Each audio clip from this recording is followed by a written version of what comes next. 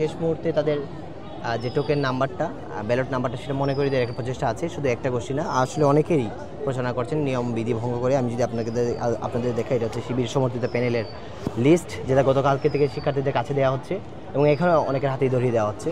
এটা আমি এখান থেকে পেলাম। শুধু একটা গোষ্ঠীর উপর যদি দোষ দেওয়া হয়, দায় চাপানো হয়, তাহলে এটা অন্য বিষয়। কিন্তু আমি মনে করি না যে শুধু একটা পক্ষই আধিপত্য এখানে বিস্তার করছে।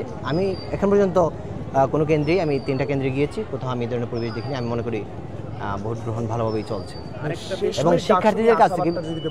এবং সবচেয়ে বড় কথা হচ্ছে, আমি শিক্ষার্থীদের সাথে কিন্তু কথা বলছি। শিক্ষার্থীদের পক্ষ থেকে আমাদেরকে জানানো হয়নি যে ভাই এই ধরনের সমস্যা হচ্ছে, আপনি এই ধরনের সমস্যা করছেন, সেই ব্যক্তি সেই ধরনের সমস্যা করছে।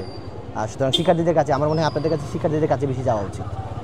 আচ্ছা মায়ের ভাই, বিভিন্ন কেন্দ্রে বলা হচ্ছে যে কলমগুলো যেই ব্যবহার করা হচ্ছে সেখানে ক্রস চিহ্ন দিতে যে সেগুলো ছড়িয়ে যাচ্ছে, অর্থাৎ কালিটা ছড়িয়ে যাচ্ছে, এই বিষয়ে আপনারা কোনো কথা বলেছেন?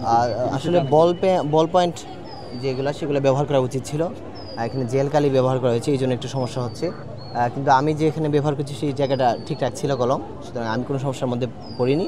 যদি এই ধরনের কোনো অভিযোগ থাকে, তাহলে আসলে নির্বাচন কমিশনের কলম নিয়ে আসার জন্য তো বেশি সময় লাগার প্রয়োজন নেই। এই কলমটা পরিবর্তন করা উচিত।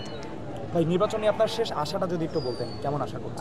শুধু আমার আশা না, ঢাকা বিশ্ববিদ্যালয়ের শিক্ষার্থীদের প্রত্যাশা যে একটি সুষ্ঠু ডাকসু নির্বাচন সম্পন্ন হবে এবং সেই নির্বাচনের মাধ্যমে যোগ্য প্রার্থীরা, তাদের পছন্দের প্রার্থীরা প্রতিনিধি হিসেবে নির্বাচিত হবেন। আমরা চাই শুধু নির্বাচন যে ভোট গ্রহণ প্রক্রিয়া তা নয়, গণনা পর্যন্ত, ফলাফল প্রকাশ পর্যন্ত আমাদের এই পরিবেশ, যে বর্তমান পরিবেশ, সেটা বজায় থাকবে।